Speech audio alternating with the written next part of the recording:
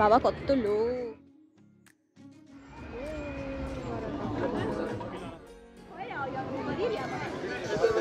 রাখির মতো দেখতে আমাদের ওখানকার।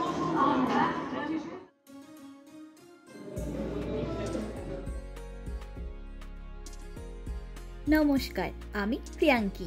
আজ চলে এলাম একটি মিনি ব্লগ নিয়ে। যদিও প্রায় 7-8 মিনিটের একটা ভিডিওকে মিনি ব্লগ বলা যায় কিনা সেটা আমার জানা নেই।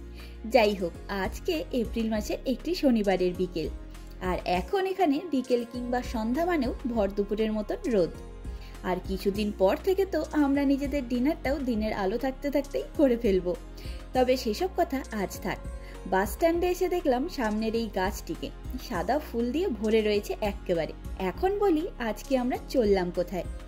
আমরা আমাদের অ্যাপার্টমেন্টের ব্যাক সাইডের অবস্থিত হরবাতনিহালি নামের বাস স্ট্যান্ড থেকে 72 নম্বর বাস ধরে রওনা হলাম বুদাপেস্ট সিটি পার্কের দিকে। সেখানে আজ অনেক বড় আকারের একটি স্প্রিং ফেয়ার হয়ে চলেছে কদিন ধরে, তাই ভাবলাম একবার ঘুরে আসা যাক। আর সামনের এই সেন্ট স্টিফেন ব্যাসিলিকা তো আপনারা এতদিনে সবাই চিনে ফেলেছেন, তাই আলাদা করে কিছু বলবার নেই। আমি এত সুন্দর সৃষ্টিকে প্রশংসা করবার জন্য কোনো ভাষাই খুঁজে পাই না। শুধু এতটুকুই বলবো, এই 2.5 বছর ধরে যতবার এই ব্যাসিলিকার সামনে দিয়ে যাতায়াত করেছি সব সময় হা করে তাকিয়েছি, বা বলতে পারেন তাকিয়ে থাকতে বাধ্য হয়েছি। তবে জানেন তো, সম্পূর্ণ ইউরোপের মধ্যে হাঙ্গেরি দেশটি নিজের আর্কিটেকচার ডিজাইনের জন্য ভীষণ বিখ্যাত। আর তাছাড়াও এখানে যে কোনো রাস্তা দিয়ে যাওয়ার সময় যেমন সুন্দর সুন্দর ডিজাইনের বিল্ডিংয়ের দেখা পাওয়া যায়, তেমনি এখন প্রাণোচ্ছল সবুজ পাতাতে ভিড় হয়ে উঠেছে চারিদিকটায়, রাস্তার আশেপাশের সব গাছগুলিতে। তাই এবার থেকে ভেবেছি একটু একটু করে এই গাছপালা এবং বিল্ডিংগুলো সহ কিছু কিছু ক্লিপ ব্লগগুলোর মধ্যে রেখে দেবো।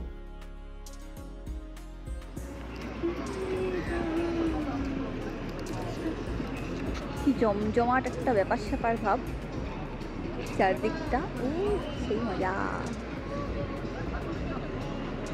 অবশেষে গরমকাল চলে এসছে, সম্পূর্ণ সিটি পার্ক জুড়ে মেলা মেলা। বাবা কত লোক। সম্পূর্ণ স্প্রিং এবং সামার সময়টা জুড়ে বুদাপেস্ট শহরে অনুষ্ঠিত হয় নানা রকম মেলা আর নানা রকম অনুষ্ঠানগুলির, তার মধ্যে এটিও একটি। এখানে ছোট বড় কিছু খাবারের দোকান এসেছে, নানা রকম পুতুল, ব্যাগ, কিরিং থেকে আরম্ভ করে নানা রকম আকারের বেলুন পর্যন্ত রয়েছে। আলাদা করে আজকে আর ডিটেলসে গেলাম না। আসলে এখানে ক্রিসমাস আর ইস্টারের মার্কেটগুলোই আসল আকর্ষণ। সেগুলির এক একটি দোকান হয় অনবদ্য সুন্দর সুন্দর জিনিস দিয়ে ভরা, আর সেগুলির ভিডিও আমি আপনাদের সাথে বিস্তারিতভাবে শেয়ারও করেছি। যাই হোক, চলুন এই শহরের লোকাল স্প্রিং ফেয়ারটির বাকিটা ঘুরে দেখি একসাথে।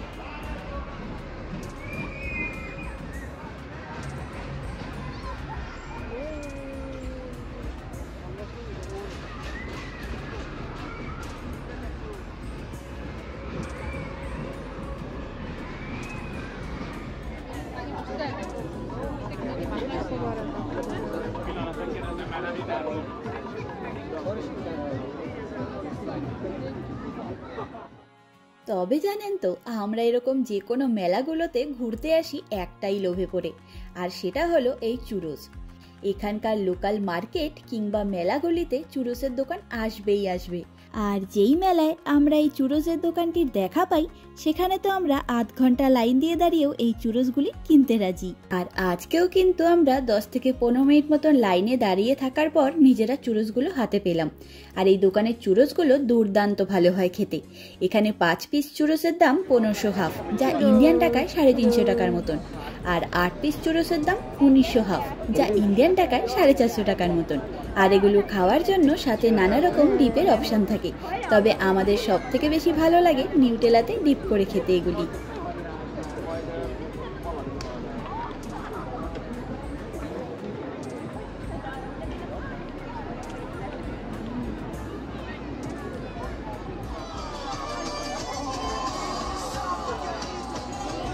দোকান গোটাচ্ছে, নিবি এগুলো নিবি?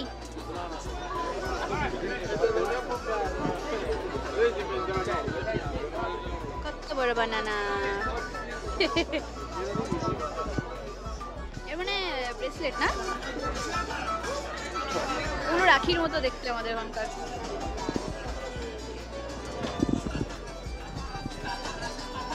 ছেলেদের ব্রেসলেটগুলো দেখলি? আর আমরা নিজেদের খাওয়া দাওয়া সেরে মেলার বাকি অংশগুলো ঘুরে ফিরে দেখে নিয়েছি। এবারে এগোচ্ছি নোনতা কিছু খাওয়ার জন্য। এই মেলাতেও নানা রকম দোকান এসেছে। ফেলে দিস না।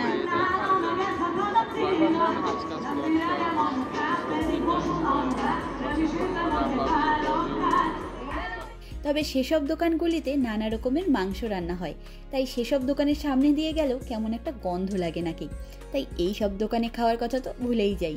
তাই আমরা এখন এলাম একটি রোমান পিৎজার দোকানের দিকে পিৎজা খাবো বলে। আর সামনেই দেখা পেলাম স্নো হোয়াইটের এই মস্ত বড় আকারের আপেলটির।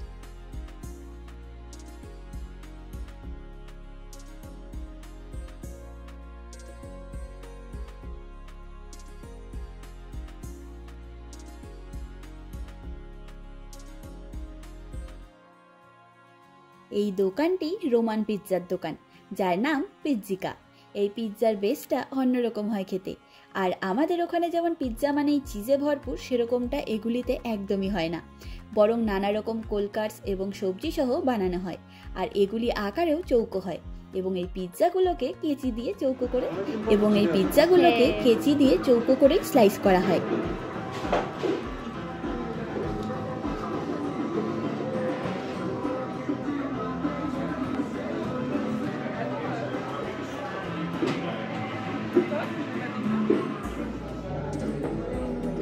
চলে এসছে।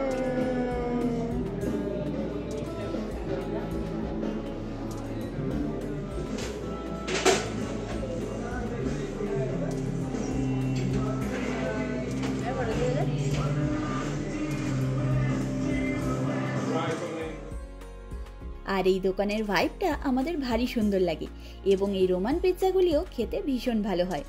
আর খাওয়া দাওয়া সেরে ঘরে ফেরার পথে চোখ পড়ল এই অপূর্ব সুন্দর দোকানটির দিকে। এটি বুদাপেস্টের অক্টোগন ট্রাম স্টেশনের পাশে অবস্থিত।